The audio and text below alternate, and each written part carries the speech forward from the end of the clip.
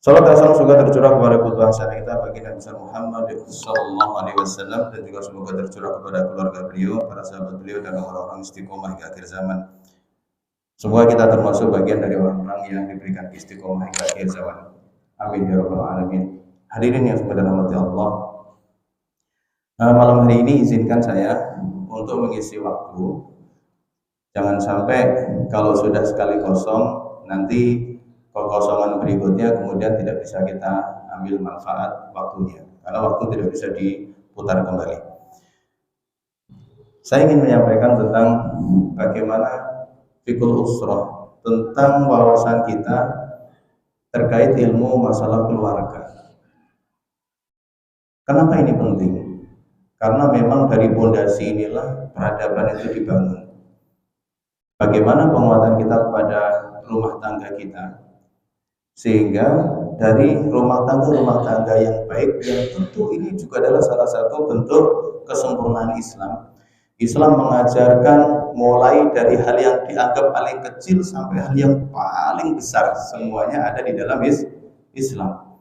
Apalagi terkait masalah mengkondisikan rumah tangga kita sebagai bagian kita berusaha untuk membuat peradaban yang baik, yang selamat di dunia sampai di akhirat. Maka hal pertama yang harus kita ketahui, hadirin sekalian saudara Allah, teman-teman semuanya, kita di sini untuk saling mengingatkan ya. Ya, tentunya kita juga bukan manusia sempurna, tetapi tugas kita adalah tawassul bil haq, tawassul bis sabr. Yang pertama, sesuai dengan tema. Pak Dini, tadi temanya apa, Pak Dini?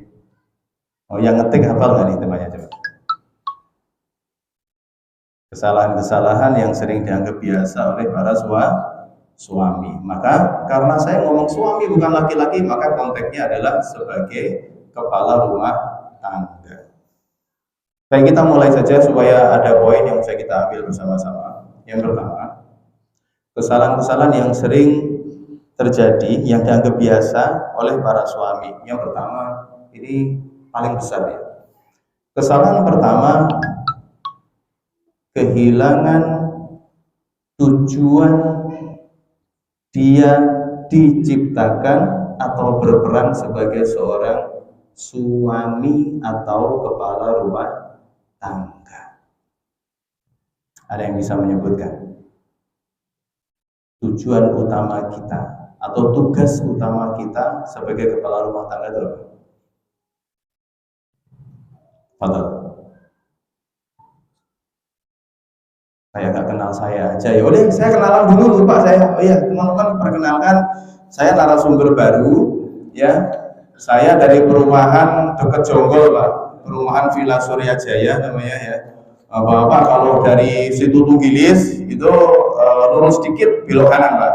Sayangnya di depannya nggak ada tulisan apa-apa, jadi sering kalau ada orang baru kesini bingung, Pak. Nah, ini nanti mungkin tugas dari pengurus lingkungan ya, termasuk Pak RW 09 di sini ini, bagaimana perjuangan supaya di depan itu nanti ada plannya itu ya. Supaya kalau ada orang baru ke sini tuh nggak bingung gitu. Banyak yang kebablasan ya, itu ya. Jadi Bapak tahu tempatnya? Nah, nanti sekali-kali jalan-jalan ya Pak di perumahan Villa Surya Jaya, pokoknya patokannya situ Tunggilis ya. Nah, itu perkenalan kita. Jadi tadi yang pertama apa tadi?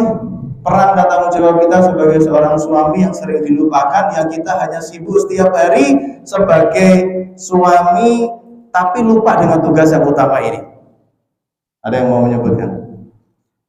Nanti dapat hadiah dari bendahara DKM. Ada yang bisa menyebutkan? Kita kehilangan orientasi, maka kita kemudian tidak melaksanakan tugas dengan maksimal. Apa tugas yang paling utama, Pak? Ini kesalahan kita yang paling fatal. Iya, dengan Bapak siapa, Pak? Maaf. Oh. Ya, Pak, perkenalkan Pak dengan Bapak siapa? Nah, gimana Pak Ari?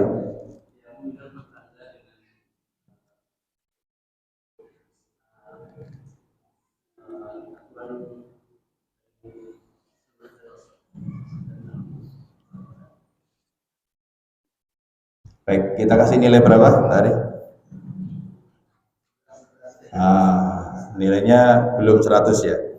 Baik, supaya waktunya cukup dan kita nanti ada bisa mendapatkan beberapa poin. Kita sering kehilangan orientasi tugas kita yang paling utama, yaitu yang ada di Quran surah At-Tahrim ayat, bentar, saya lupa.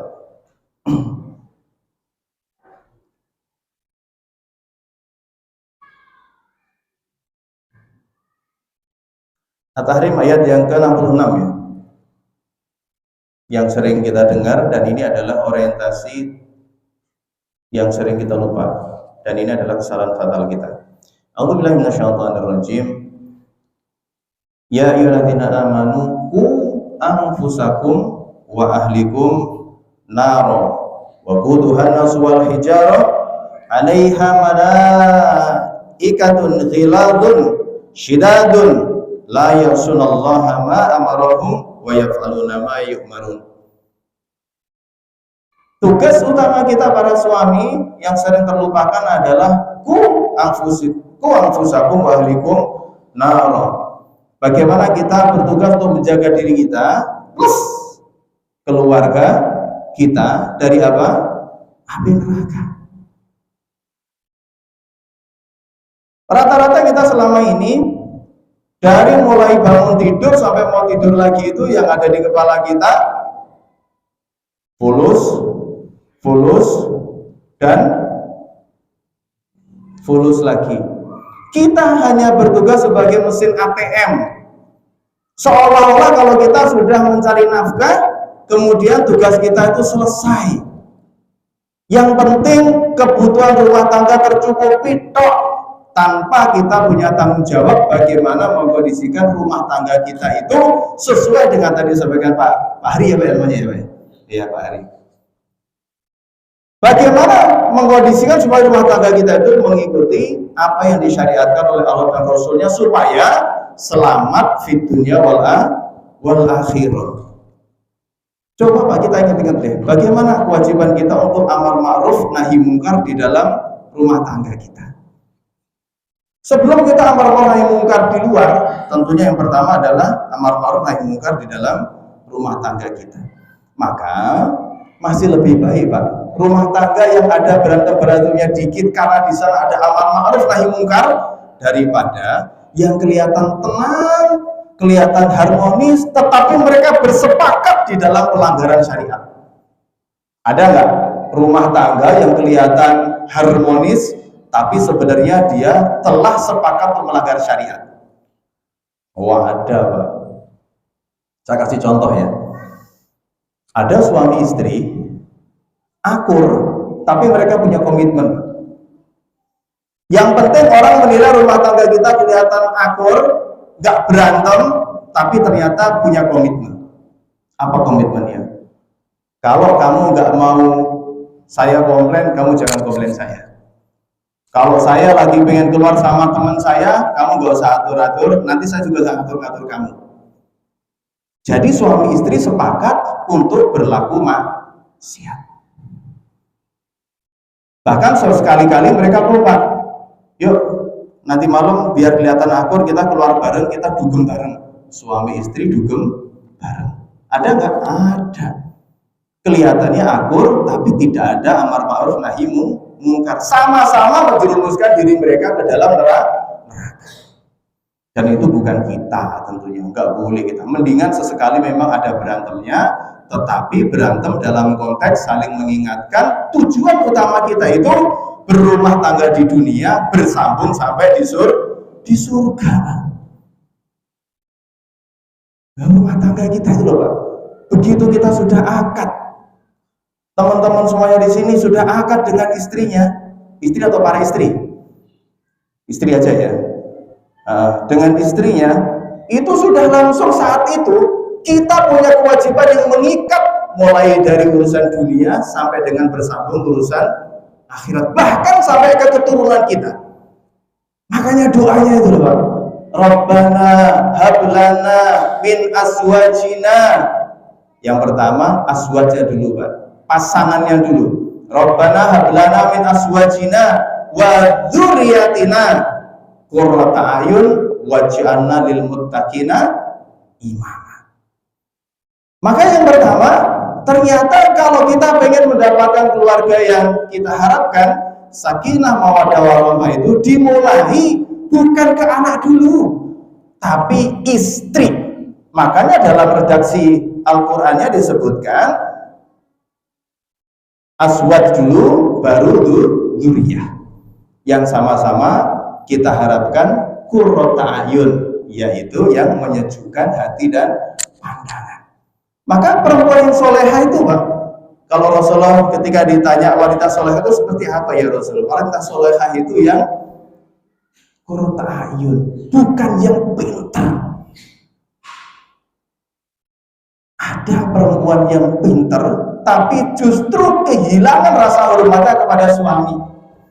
Kenapa? Karena suaminya karena dia pendidikannya lebih tinggi dari suami, sampai dia kehilangan rasa hormatnya kepada suami. Padahal tugas dia harusnya taat kepada suami. Sampai-sampai kata Rasulullah, kalau boleh saya memerintahkan untuk bersujud selain kepada Allah, saya akan perintahkan para istri sujud kepada suami. Tapi kan tidak boleh. Saking pentingnya taat kepada suami. Ini yang para istri kita kadang juga lupa, Pak. Mereka itu, salah mengambil prioritas. Mereka mengambil yang sunnah, meninggalkan yang wajib. Pernah ada yang kejadian gini gak teman-teman? Kalau ada yang pernah kejadian, cukup dalam hati saja, nggak usah disampaikan ke saya. Misalnya hari Senin, istri nggak pakai izin, tahu-tahu waktu bapak-bapak lagi butuh kebutuhan biologis, ternyata istri kita menolak, Pak. Wah, kan kadang habis subuh masih ada waktu tuh, yang nggak sibuk. Kalau yang sibuk udah dia ini langsung berangkat dia. Ternyata begitu kita ngajak istri nggak mau, alasannya nggak mau puasa sunnah. Pertanyaannya, mana yang lebih utama? Memenuhi permintaan suami yang itu adalah kewajiban, atau dia melakukan yang sunnah tanpa izin suami dan suami gak ridho? Mana yang lebih utama? Dia melaksanakan sunnahnya hari itu, kalaupun dia selesai sampai sore, belum tentu pahalanya bisa full, tapi dia sudah melakukan satu kesalahan karena dia sudah tidak taat kepada suami. Maka istri itu pinter boleh, tetapi yang tidak boleh meninggalkan qurrata ayunnya, menyejukkan hati dan pandangannya. Ada lagi istri yang punya penghasilan lebih daripada suami, kehilangan rasa hormatnya kepada suami, mentang-mentang penghasilannya lebih besar daripada suami. Maka ini enggak qurrata ayun. Jadi qurrata ayun itu maknanya kalau kita memandangnya itu enak. Memandangnya itu membuat kita merasa udah lupa sama yang lain. Bukannya kita justru begitu ngeliatin istri kita, kok enak mantan saya ya, digoda kan, kok masih cantikan mantan saya dulu ya. Kita lupa yang bikin istri kita yang dulu tadinya itu segini, Pak, begitu jadi istri kita mulai begini itu kita yang bikin. Kita apa saya? Maaf ya, nggak melibatkan teman-teman deh. Yaudah saya aja. Kita nikmati aja itu pemberian Allah yang harus dijaga. Maka kalau qurrata ayun, udah gak kemandang itu, Pak. Teman-teman ngerasain nggak kalau punya istri itu sebenarnya yang membuat kita merasa tenang, merasa sejuk itu ketika kita kalau memandangnya, ngajakin ngobrol, diajak diskusi itu nyaman. Bukan kemudian hanya sebatas paras yang cantik. Kalau paras cantik doang, Pak, nggak pakai iman, justru bikin para suami gelisah. Apalagi kalau sering keluar rumah. Kalau saya punya istri cantik, Pak, tak suruh di rumah aja, Pak. Untungnya, dengeran nggak ya? Dengeran ya. Oh, rumah saya kan ceritanya jauh ya. Rumah saya ceritanya jauh. Baik, ini ya. Kita kembali ke poinnya bahwa tugas utama kita itu sebagai para suami adalah bagaimana kita menjaga diri kita plus keluarga kita dari ancaman api neraka. Semoga kita kembali ya kepada tujuan, orientasi tujuan ini, sehingga kita tidak hanya sibuk kerja, tetapi kita lupa ada kewajiban lain yang harus kita tunaikan, yaitu menjaga diri kita dan keluarga kita dari api neraka. Dan ini difahami oleh para di zaman salafus soleh dulu, Pak, teman-teman. Bagaimana kesadaran mereka untuk menjaga, saling menjaga supaya tidak masuk ke neraka ini? Mereka betul-betul memastikan harta yang dibawa pulang oleh suami tidak hanya seberapa besarnya, tetapi seberapa barokahnya. Mereka berpesan kepada para suaminya ketika pamit keluar rumah. Suamiku, saya dan anakmu insya Allah kuat menahan lapar, tapi kami tidak kuat menahan siksaan api neraka kalau kamu pulang membawa harta yang haram. Bisa nggak kita memberikan semangat ini, memahamkan ini kepada para istri kita? Suamiku, saya dan anakmu insya Allah kuat menahan lapar, tapi kami nggak kuat menahan siksa api neraka jika engkau pulang membawa harta yang haram. Kalau zaman sekarang kan enggak. Pokoknya terserah dari mana. Yang penting rumah kita harus dibagusin. Yang penting kita harus beli ini. Yang penting kita harus beli ini. Malu sama tetangga. Terserah caranya gimana. Ngeri kan? Terserah caranya gimana. Makanya kalau di Cina dulu itu sampai ada hukuman koruptor, itu yang dieksekusi nggak cuma suaminya, keluarganya semua dieksekusi. Apa pertimbangan mereka? Saya nggak ngomong syariat ini ngomong hukum yang berlaku di tempat lain. Tapi ternyata kalau kita tarik hikmahnya, penyebab dari si pejabat ini korupsi salah satunya adalah dari faktor keluarga. Tuntutan keluarga, karena nggak saling menjaga di antara mereka. Makanya yang dihukum mati semuanya, Pak, nggak cuma si koruptornya. Baik, itu komitmen yang pertama. Yang kedua, kita mulai ke hal yang agak yang masalah teknis ini ya. Yang kedua, kesalahan-kesalahan yang sering diremehkan, yang kita lupa, para suami sering mengalami ini, dan saya perlu mengingatkan diri saya dan kepada teman-teman semuanya. Yang kedua, meremehkan peran istri. Meremehkan peran istri. Bagaimana dalam rumah tangga itu kita harusnya kan berbagi tugas. Ada seorang suami yang memang tugasnya, suami itu kan disebut dengan, laki-laki itu bahasa Arabnya apa? Rijal. Dari akar kata yang sama dengan rijlun. Rijlun itu maknanya kaki. Saya mau tanya ke teman-teman, kaki itu tugasnya apa? Dipakai untuk apa? Jalan. Memang tugas laki-laki itu keluar dari rumahnya untuk menjelajah, untuk menjemput keberkahan dari Allah, menjemput rizki dari Allah dengan dia memanfaatkan kakinya. Tetapi enggak kemudian dia meremehkan tugas istrinya yang tidak kalah sibuk dengan tugasnya suami. Coba kalau kita mau ngomong, Pak, mau fair, yang lebih capek itu istri atau kita? Coba, benar.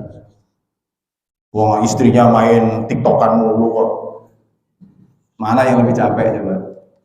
Apalagi istri yang masih punya anak bayi 24 jam. Nggak ada jam istirahatnya. Kalau kita kan sabar kan orangnya kan. Anak nangis suruh gantian. Bangun ya, gantian ya. Ya, sabar.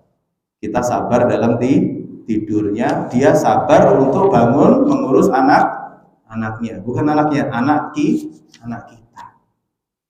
Bagaimana peran ini kemudian kita kecilin sampai kita ngomong, ngapain aja sih di rumah kayak berantakan kayak begini. Seolah-olah dia kalau sudah kerja, dia kemudian boleh mengecilkan peran istrinya yang memang tugasnya untuk mengelola rumah. Semoga kita nggak sampai, Pak. nggak menghargai bagaimana istri kita yang kerja di rumahnya yang nggak ada berhentinya. Insya Allah ya, jangan meremehkan peran istri. Singkat-singkat aja, yang penting dapat poinnya. Kemudian yang berikutnya, tidak mengetahui bagaimana menyelesaikan konflik di dalam rumah tangga, tidak mengilmui konflik yang tentu pernah terjadi di dalam rumah tangga. Teman-teman semuanya, ketika kita menjadi suami istri,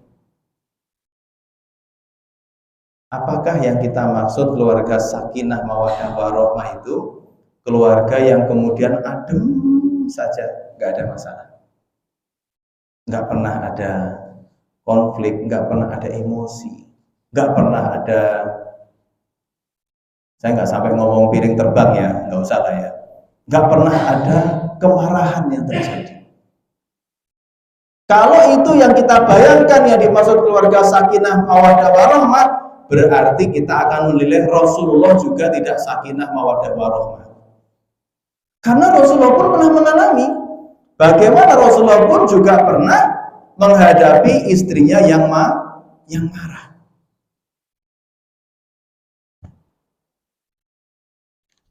Ada yang pernah dengar nggak?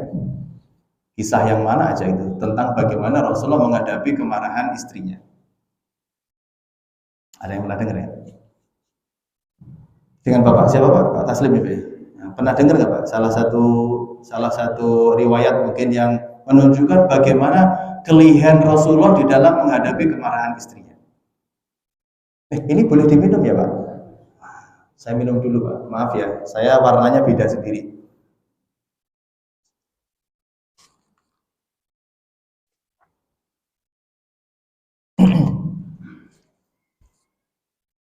Ya, maaf, waktunya habis. Cukup ya. Berarti saya langsung dari saya aja. Baik, kita harus bisa paham salah satu faktor yang namanya kemarahan atau emosi di dalam rumah tangga itu dengan hubungan kita yang begitu panjang, dan rumah tangga ini kan ibadah yang paling lama nih, betul nggak? Setelah kita tadi akad dengan mertua, Pak Yan, akadnya tahun berapa Pak Yan? Masih ingat nggak Pak Yan? 93. Tahun 93 Pak Yan akad mengambil anak dari orang tuanya, maka saat itu sampai sekarang sudah berapa puluh tahun Pak Yan? 30 tahun. Panjang sekali. Kita doakan semoga rumah tangganya dibangun di dunia sampai bersambung ke surga. Amin. Termasuk kita semuanya di sini. Segitu panjangnya kita harus ada di dalam satu rumah dengan orang yang dulunya bukan yang kita kenal aja, enggak. Kalau kita nikah sebenarnya itu, kita sebenarnya sedang cari masalah, Pak. Tadinya kita sama-sama nggak kenal, sama-sama orang lain, kemudian kita kumpul di dalam satu rumah yang tadinya nggak tahu bagaimana kebiasaannya, yang tadinya nggak ngerti bagaimana latar belakangnya, karena kita nggak tahu Pak, kita baru tahu persis setelah kita nikah. Makanya kalau orang kelamaan pacaran, rata-rata mereka pasti kecewa, karena kalau pacaran itu banyak bohongnya, banyak kamuflasenya, banyak kepalsuannya. Maka begitu sudah nikah, kebuka semua aslinya, rata-rata mereka kaget ketika beda antara waktu pacaran dengan realitanya. Antara ekspektasi dengan realisasi ternyata berbeda. Mulai kita dapati kekurangan-kekurangan dari pasangan kita. Ini ujian. Lu gimana nggak beda, Pak? Gimana nggak potensi masalah? Kita datang dengan latar belakang yang beda. Nah, kalau kita ngomong rumah tangga, bukan masalah yang nggak ada, tapi bagaimana dengan ilmu kita menyelesaikan setiap permasalahan yang dihadirkan di dalam rumah tangga itu. Jadi bukan meniadakan masalah, tetapi bagaimana cara kita menghadapi masalah dengan ilmu, dengan contoh, dengan teladan, khususnya dari Rasulullah dan para ulama. Nah, suatu saat Rasulullah Shallallahu Alaihi Wasallam, karena emosi ini pasti pernah terjadi, Pak. Saya nggak tahu dalam usia pernikahan kita masing-masing ini berapa kali kita pernah marah dengan istri atau sebaliknya istri marah dengan kita.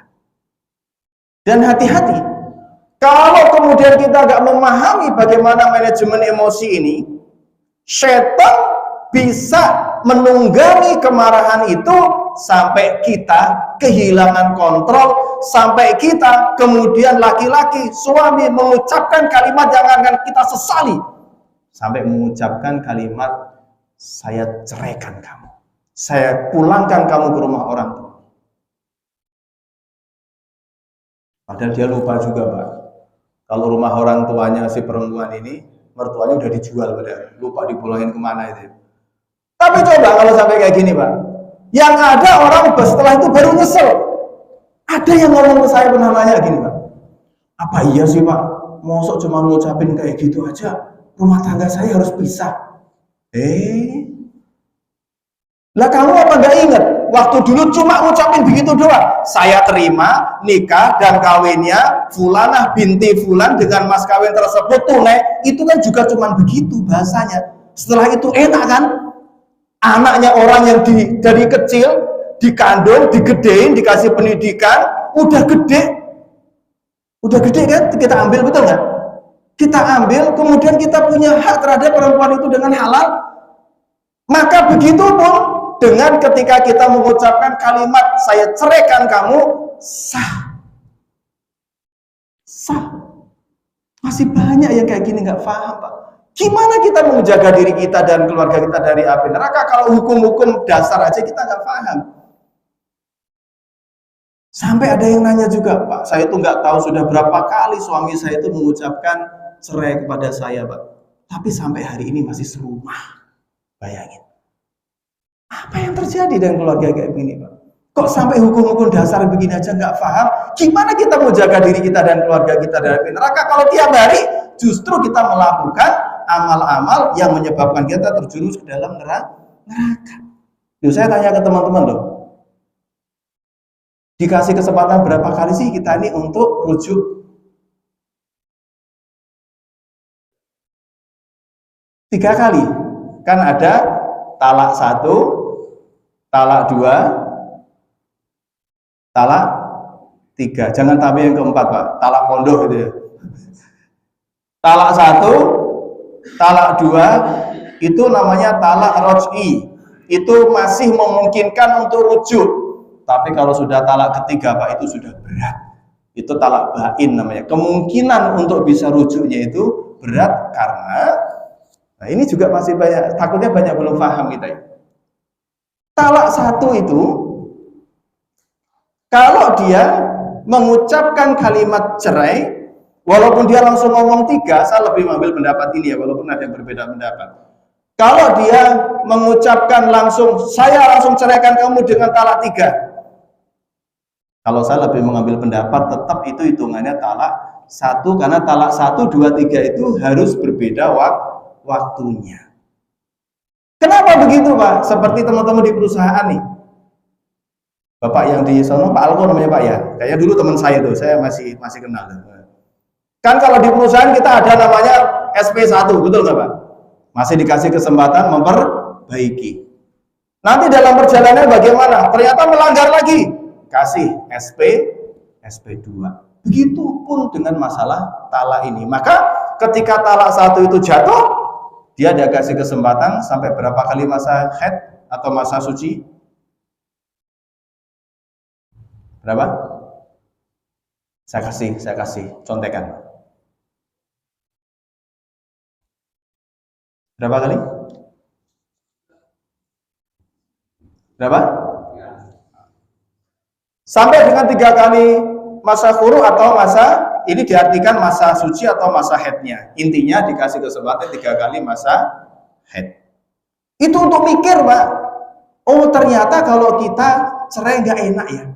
Ternyata pikiran malah nggak karuan ya. Oh ternyata kalau kita berpisah dengan istri mulai kebayang-bayang bagaimana ketika dia mendampingi kita ya. Maka kemudian kalau sampai batas waktu yang ditentukan itu ternyata kita sudah, apalagi musim hujan gitu ya, udah nggak enak, kedinginan, datang kemudian akur otomatis tanpa mengucapkan rujuk pun sebenarnya sudah langsung otomatis rujuk. Tapi kalau kejadian lagi, maka itu memberi kesempatan yang kedua, nggak bisa terulang pertama lagi. Dikasih kesempatan yang sama selama 3 kali masa suci itu, kalau ternyata dia melewati masa yang sudah ditentukan masa suci itu, dia harus, kalau lewat nih 3 kali masa suci itu, maka kalau dia pengen kembali, dia harus menikah lagi. Mulai dari ngelamar, mulai dari nyiapin mahar, pernikahan harus diadakan kembali.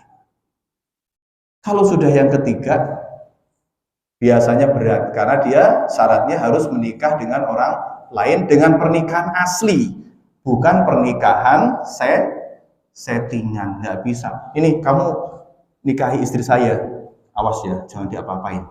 Nanti kamu ceraiin biar nanti saya bisa nikahi lagi. Boleh nggak? Allah kok dikibulin ya? Pembohongan publik itu namanya. Nggak boleh. Nah, yang seperti ini kadang masih banyak nggak tahu, Pak.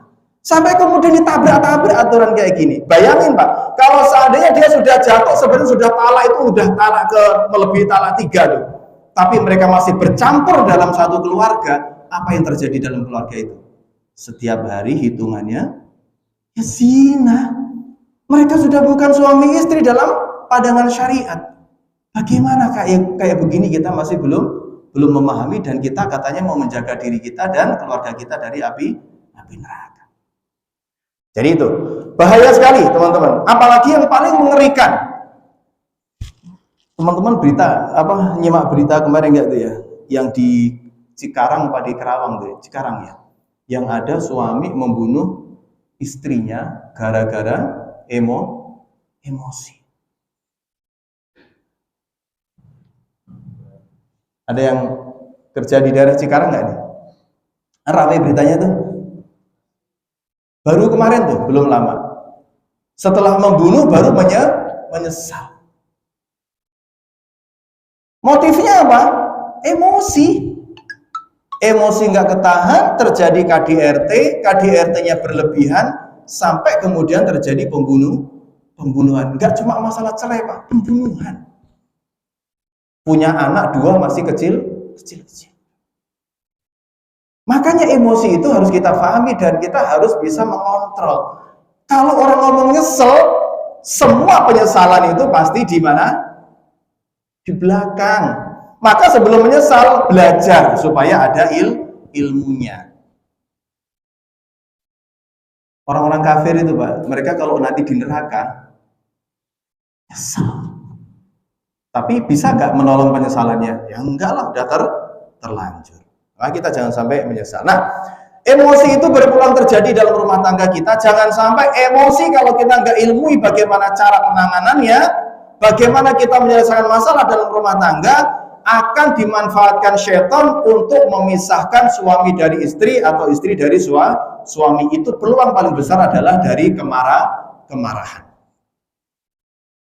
Nah, tadi kan saya nanya, Rasulullah pun juga pernah menghadapi situasi di mana istrinya, ya ini Bunda Aisyah, marah, dan marahnya pun di depan sahabat. Rasulullah lagi ada tamu para sahabat, kemudian datang khodimat dari istri yang lain, dibawain hidangan oleh Bunda Aisyah. Dia merasa tersinggung sebagai tuan rumah. Ini Rasulullah sedang ada di rumah saya, biarkan saya yang melayani tamunya Rasulullah, itu tamu saya. Padahal niat istri yang lain pun juga sebenarnya baik untuk memberikan hidangan, tetapi dia lupa juga bagaimana perasaan tuan rumah. Akhirnya sama Bunda Aisyah ditamplek itu, dia apa?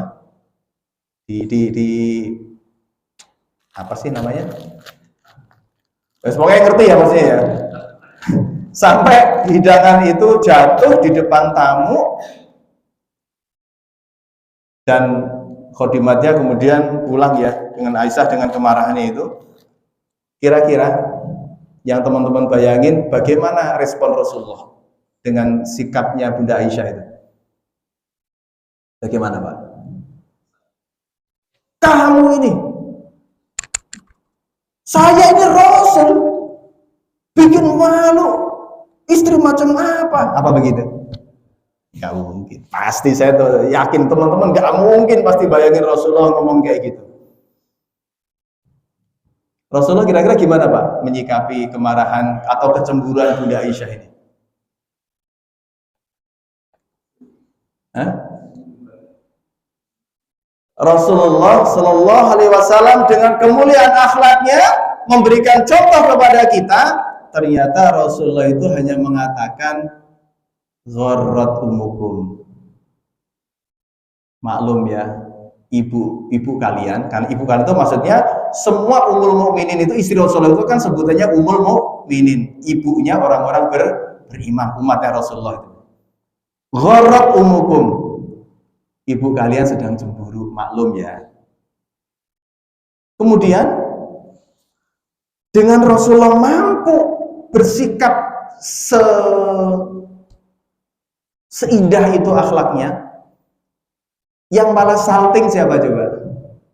Bunda Aisyah. Enggak, kemudian Rasulullah mikirin bagaimana respon dari enggak, justru memberikan contoh kepada para sahabat.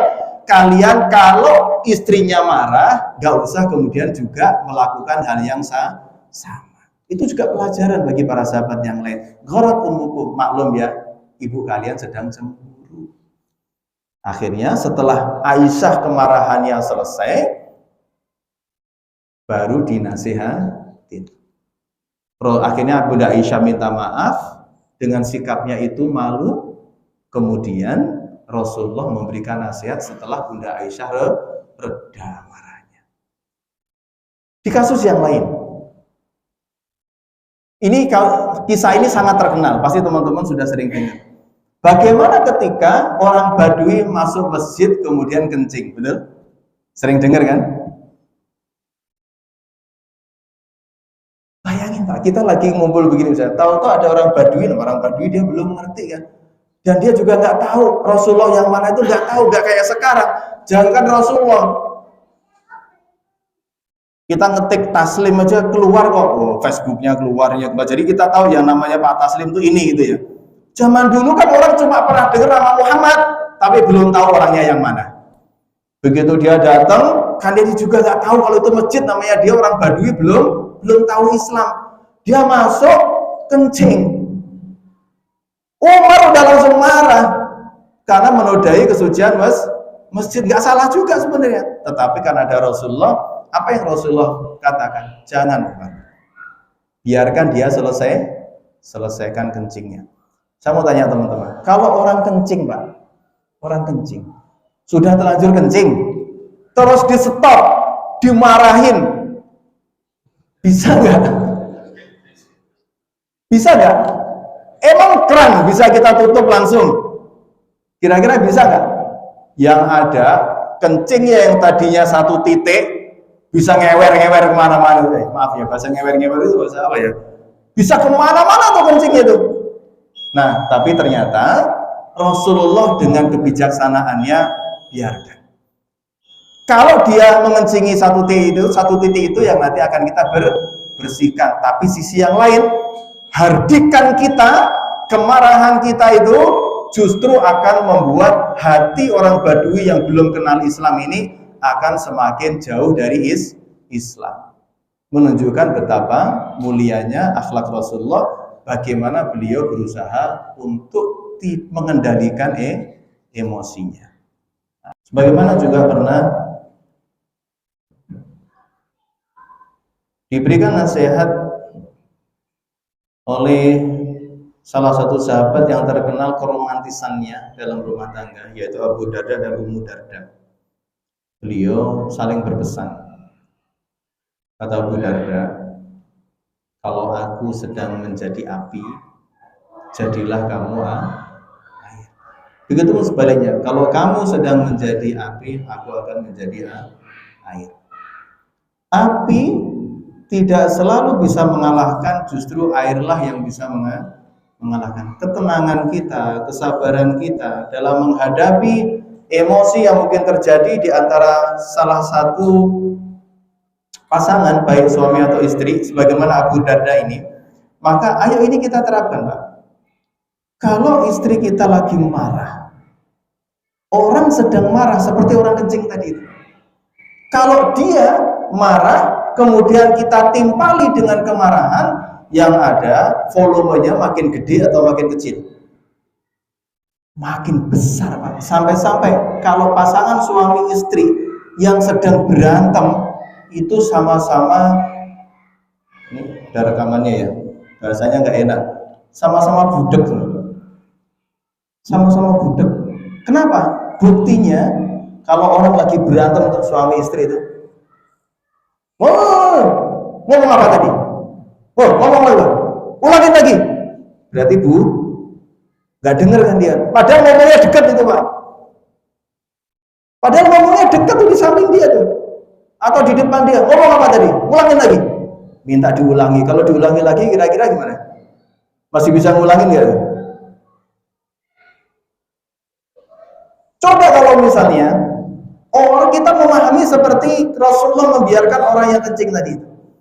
Biarkan dia. Pertama yang harus kita lakukan ketika ada emosi di dalam rumah tangga kita, satu, Pak, validasi dulu atau benarkan dulu bahwa dia boleh marah. Dia boleh marah.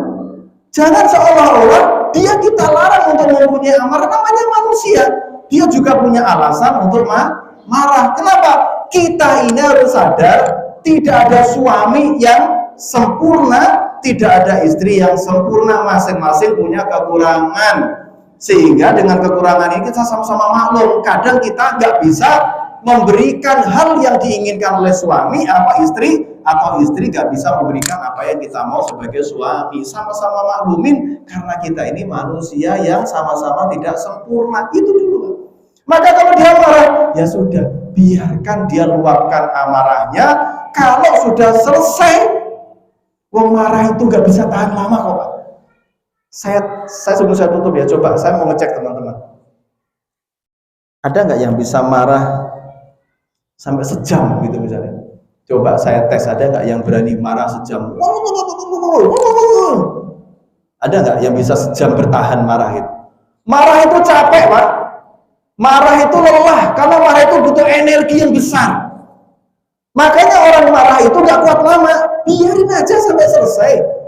Setelah selesai, itu kita sedang bertugas menjadi air. Sehingga kalau dia sudah selesai amarahnya, dia nanti juga akan reda. Yang dia bikin terpancing semakin marah itu kalau kita sama-sama marah. Api ketemu api semakin besar apinya. Maka ini juga pernah disampaikan para ulama salafus saleh, bagaimana ketika kita kemarahan itu kalau tidak ditangani dengan benar, seolah-olah seperti ada badai, malah kita membuka pintu rumah. Bayangin, Pak, lagi ada badai, kita buka pintu rumah, kira-kira setelah badai itu masuk menerjang rumah kita, gimana kondisi rumah kita? Habis semuanya, Pak. Yang ada di dalam rumah itu terbawa semuanya dengan badai. Padahal badai itu biasanya nggak lama. Badai itu biasanya sebentar, tetapi menghancurkan. Maka kalau kita marah, jangan dibuka itu peluang-peluang dia untuk semakin besar, dan kita hanya bisa menyesali ketika semua yang kita upayakan itu akan habis dibawa oleh kemarahan. Yuk kita belajar, Pak. Kalau istri kita lagi marah, dengerin dulu. Sahabat Ali radhiyallahu anhu juga pernah mengalami ketika beliau berantem sama Fatimah. Nah, ini juga masalah, Pak. Emang dikira kalau Ali sama Fatimah nggak pernah berantem? Ya pernah, namanya rumah tangga. Pernah suatu saat berantem sampai kemudian Ali supaya dia tidak emosi, kemudian dia meninggalkan Fatimah menuju ke masjid untuk mendinginkan hati. Maka nggak akan terjadi, Pak. Kalau orang Islam semuanya tahu bagaimana Rasulullah, bagaimana sahabat Nabi, bagaimana ulama salaf, mereka bisa membuat manajemen emosi itu, maka tidak akan ada yang namanya KDRT. Gak perlu ada hukum KDRT di Indonesia. Gak perlu ada pembunuhan suami bunuh istri, atau pernah kejadian istri bunuh suami. Saking keselnya, Pak. Amarah yang tidak bisa terluapkan itu akan membuat orang bisa melampiaskan dengan hal yang di luar nalar. Coba Pak, bagaimana ngerinya ketika potensi emosi itu, ini rumus terakhirnya ya. Kalau kita tidak memberikan ruang untuk istri kita itu marah dalam amarah yang kecil, ibaratnya ledakan itu masih peletuk gitu ya, gak apa-apa biarin. Tapi kalau kemudian kita membendung itu seolah gak boleh marah, atau kita malah ngomelin kalau marah, emosinya semakin menumpuk, semakin menumpuk, tinggal tunggu waktunya Pak. Ledakannya akan lebih dahsyat. Maka saya pernah mendapati berita bagaimana suami dicincang sama istrinya dalam keadaan tidur karena kemarahan yang sudah begitu meluap sampai di luar nalar. Dia berani membunuh suaminya dalam keadaan sedang tidur sampai dimutilasi, dicincang-cincang, saking keselnya sama suaminya. Maka itu nggak boleh terjadi sama orang-orang beriman. Ya teman-teman semuanya, ya maklumi dulu kalau istri kita marah, karena istri kita lebih banyak di rumah. Kadang mereka itu ada rasa jenuh, rasa penat, rasa bosan. Kita maklumi itu. Maka setelah itu nanti ada rumus berikutnya di kesempatan yang lain, bagaimana supaya tidak mudah terjadi potensi emosi seperti ini. Apa yang harus kita lakukan supaya kita tidak membuat penyebab-penyebab emosi di dalam rumah tangga. Nah, salah satu caranya kayaknya yang di sana namanya Pak Slamet Pak ya. Wah, sudah mulai menerapkan nih. Suami jangan gengsi bantu kerjaan istri. Oh, kalau saya pede bantu nyuci istri saya itu rasanya kayak jadi suami yang keren gitu Pak. Bagi orang lain mungkin gengsi masuk suami kok ngerjain kerjaan perempuan. Istri itu kewajibannya taat sama suami, bukan diwajibkan untuk mengerjakan pekerjaan rumah tangga Pak. Itu amal soleh, bukan kewajiban. Kalau kewajiban, istri gak nyuci, dosa dia. Padahal sebenarnya itu amal soleh bagi istri, bukan kewajiban. Kita yang harusnya saling bantu tanpa mengecilkan peran istri, bantu istri kita, maka kasih sayang itu akan muncul. Sambil nyuci Pak, itu romantis Pak. Ya, sambil nyuci, bantuin istri, insya Allah hubungan rumah tangga semakin nikmat dan semakin terjaga. Maka ayo jadi suami yang siap nyuci, siap apa lagi? Nyuci piring, Mas Haris, masak dan sebagainya. Aku lupa lihat astagfirullah, innallaha ghafurur rahim. Assalamualaikum warahmatullahi wabarakatuh.